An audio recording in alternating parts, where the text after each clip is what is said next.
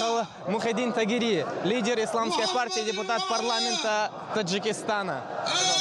Бисмиллахир-рахманир-рахим. Во-первых, спасибо руководству Чечни за организацию этой мероприятия. И мы просто не могли не приехать, поскольку это наш долг как мусульманина, как таджикистанца.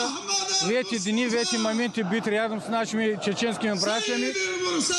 Я думаю, что уважаемый Рамзан Кадиров показал себя как истинный мусульманин, как патриот Российской Федерации, как истинный чеченец, сын своего народа. Он продолжает работу своего отца, Хаджи Ахмеда Кадирова, который восстановил мир и создал новую Чечню.